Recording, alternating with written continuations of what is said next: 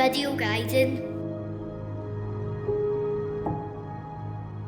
Wow, absolutely incredible. I tell you what, Robert, have you heard of Japanese video games? I've heard about it, guys. Why don't you tell me about them, boy? Absolutely wild times. Let's get started with talking about the Japanese video games. There's Sonic. Wow, I thought last year was great for video games. Remember after that show got cancelled? He nearly topped himself. Which one? Who cares? I suppose we do. What is that? What sounds like? Can it be? It does, though.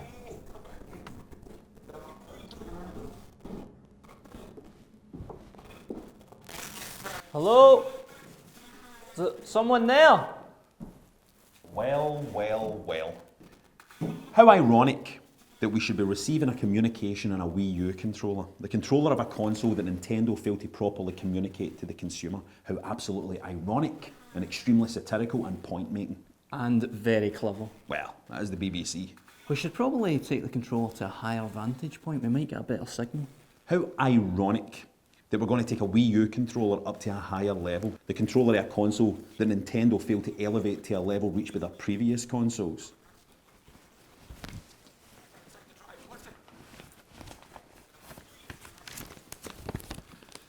When you think about it like that, it's extremely clever and satirical point making. Isn't it just, mate? Come on, let's check. Whoosh, whoosh. Imagine there was this bitter sitcom writer who was deeply unhappy at how the BBC had handled these last brilliant sitcom. Imagine such a man existed. Damn it. Damn it. Now imagine that same man wanted to take out an exec at the BBC, but he couldn't afford to hire a hitman because of how badly handled his brilliant last sitcom was, which would have inevitably have run for about 7 series. Damn it! Go on! Damn it!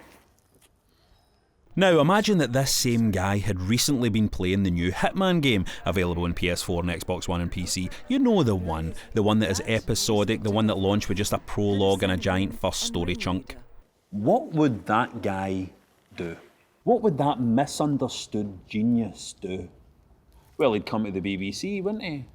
And just like in that Hitman game, he'd enjoy watching how everything works.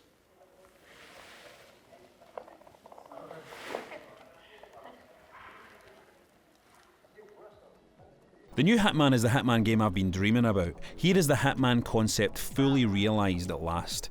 Places you can infiltrate and people you can kill in a variety of brutal ways, with the ultimate aim of being able to swagger in and swagger out without anybody even sniffing a quarter of your arse.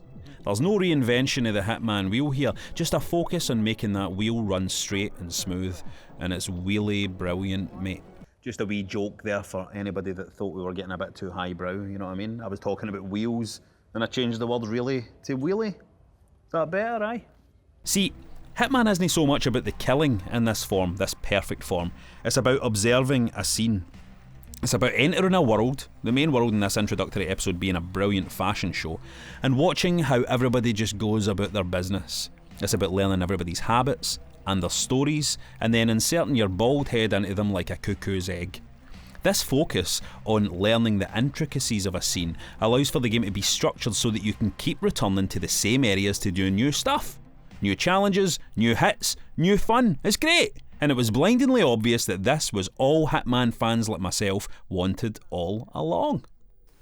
Look, there's Barry, security guard. He starts work at 8 in the morning, and it's his job to make sure that no talented people ever enter the building. There's Sarah down there who works in the boiler room. She keeps the building nice and hot so that everybody's really slow and drowsy. And there's Charlie on his way up to the canteen. He has to make sure that none of the meals are exciting, you know, because of allergies, because the people in here are allergic to creativity. No, I'm only joking.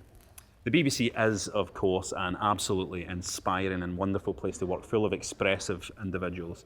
And I only did this whole setup so that I could introduce a real guest, one of my heroes from Reporting Scotland, the wonderful Miss Jackie Bird. Everybody. Here's the news.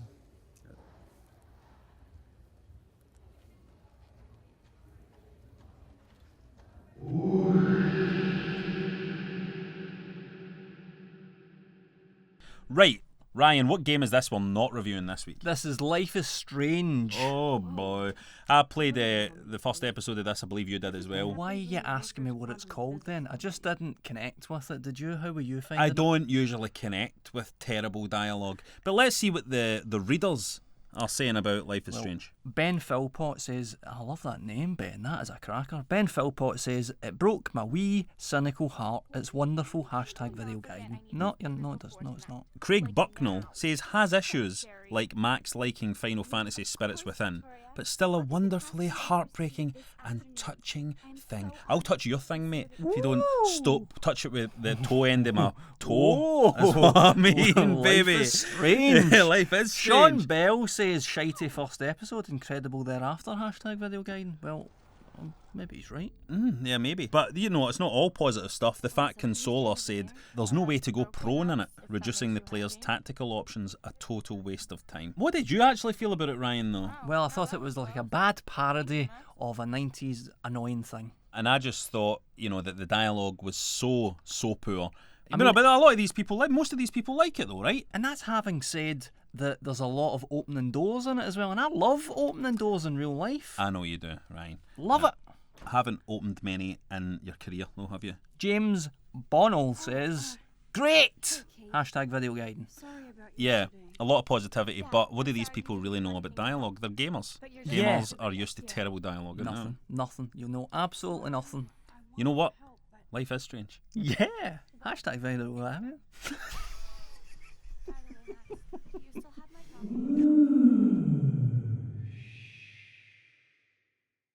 No one, not even the rain, has such small hands.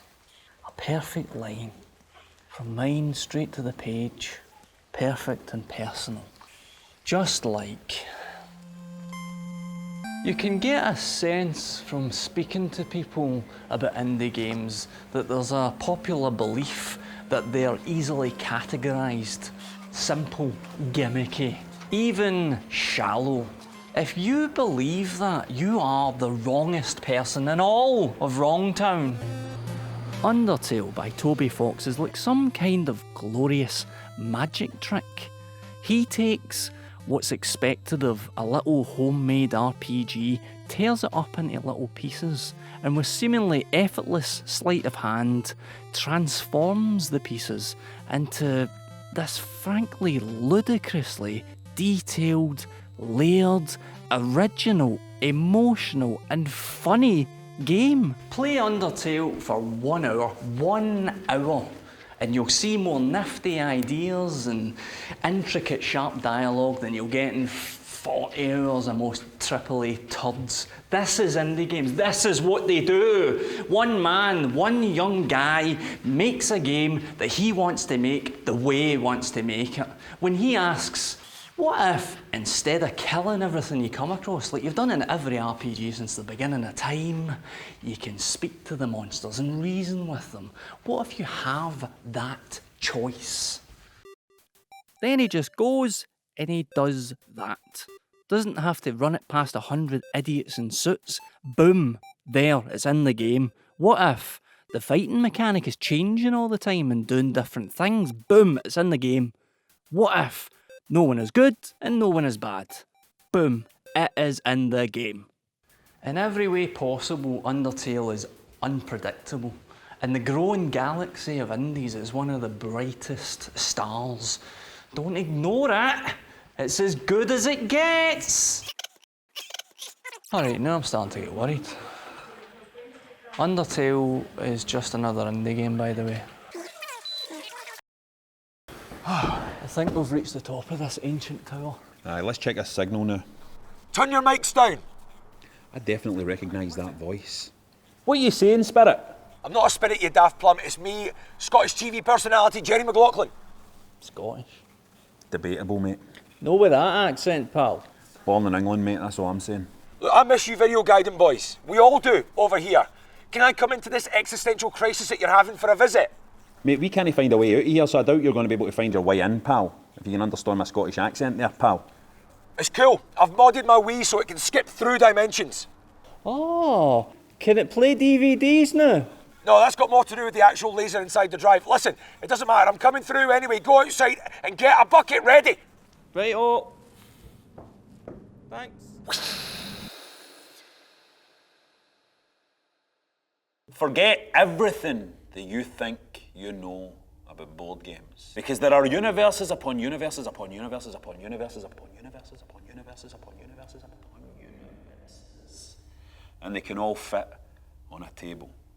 Let me show you. Theseus, the Dark Orbit. That's an amazing title, right? It's a game about rival factions moving through a space station, altering the environment and encountering each other. It's a game about making plans and watching those plans succeed and watching those plans fail. The mechanics of movement are taken from the ancient game Mancala. And the way this game grabs you is primal. The constant orbit of your playing pieces feels odd at first. And then it starts to feel like the only thing that makes sense. And then it starts to feel like the only thing that you ever want to do. You look confused. You should be. Because Theseus the Dark Orbit is an impossible game to explain because it's a game all about feel. I can't explain what it's like to see this future laid out before you, some inevitability that you can see with clear eyes and then watch as it's flipped upside down and backwards, and you just have to cope. You just have to cope. This beautiful and frightening universe is called Theseus the Dark Orbit, and I think you should explore it.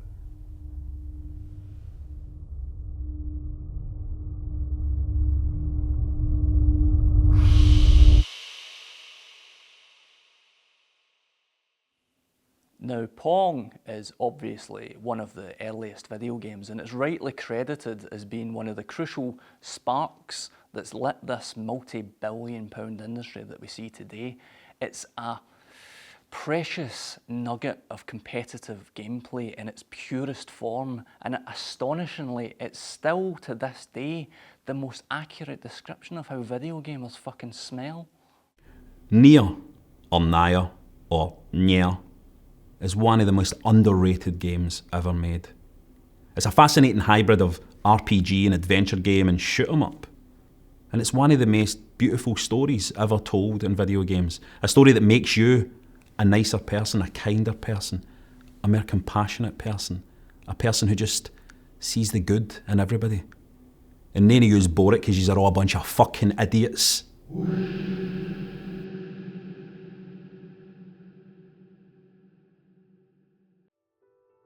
That Dragon Cancer is a roaming exploration game in both third and first person perspectives. It features scenes based on the real life experiences of Ryan and Amy Green raising their son Joel, from learning of his condition through to his death. The game employs a unique and abstract art style to reconstruct its scenes and features voice acting from both Ryan and Amy themselves.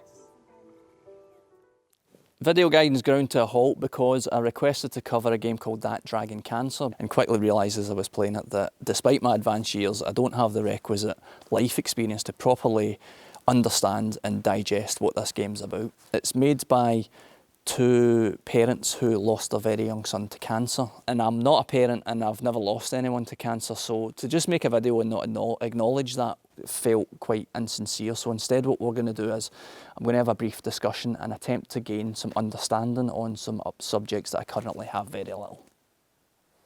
So I don't know how we could afford them, but we've got Robert Florence here. We'll start with a very easy question, so you keep it really, really brief. Explain to me exactly what parental love is. The most complete love, probably. The most complete. I think it's a thing that makes you completely reassess what love actually is. So unlike or more powerful than any love, any other type of love. It's more intense and it's less complicated, I think, than a lot of other love. Do you know what I mean? I think it's less complicated. It's more intense. It's more pure. Well, it would be, I suppose, wouldn't it? Because it's a love that's born. Yeah, it's a pure and good thing. It's a love that you can follow straight through to the finish. It feels incredibly awkward to say out loud, but in that Dragon Cancer, there's frequent mentions of faith and of God, and a terrible situation like this appears to me as an atheist as if it's a win-win for God, because the person survives, praise the Lord, it's a miracle. If the person dies, in the words of this game, that's God letting the person rest. So that talk of faith to me felt bizarre, but it left me feeling that maybe I just don't understand it. If I was a parent and something like that, the absolute worst thing that could happen to somebody was happening to me, could it make even me, do you think, reach for faith? A love for a child is so, it makes you feel a connection with something greater and something bigger, something, because your love is such that you think that this can't have came for me, this perfect feeling that I've got, that I can't have, that my messy existence couldn't have made this. So it does make you think about other stuff and a kind of otherness. So I get it, I don't know, but it's very personal to everybody, and I don't know if it would. So that Dragon Cancer is a document of Ryan and Amy's memories of their son and his journey. And we can only hope as strongly as possible that they gained a small amount of comfort from making the game. And if you think that listening to other people speak about a subject like this could help you, the game is available on Windows, OS X and Ouya.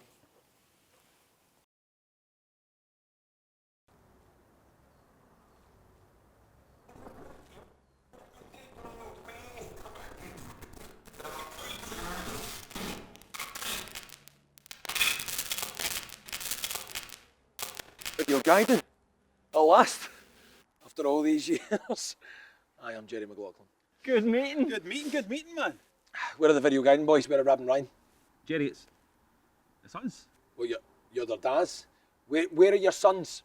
Look, it's us, Jerry. Funny, smiles. You wouldn't have forgotten our smiles, Jerry. You must remember our big, wide smiles. No, Rab and Ryan didn't have wrinkles and tragedy in their eyes. They didn't smile like Woody Allen at the end of Manhattan. No, this is a trap. It's a trap. Oh, for fuck's sake.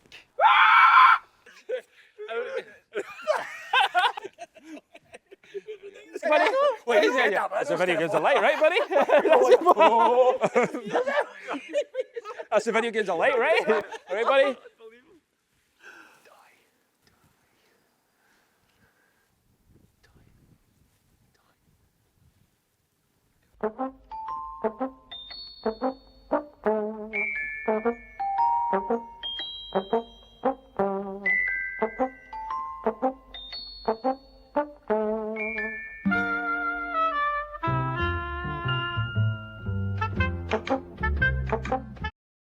Whiskey says, kissed a teenage girl, performed euthanasia, got locked up in a sex dungeon and got PTSD. Standard weekend in Inverness. Hey, guy, that's like our partner. Good job. Haha.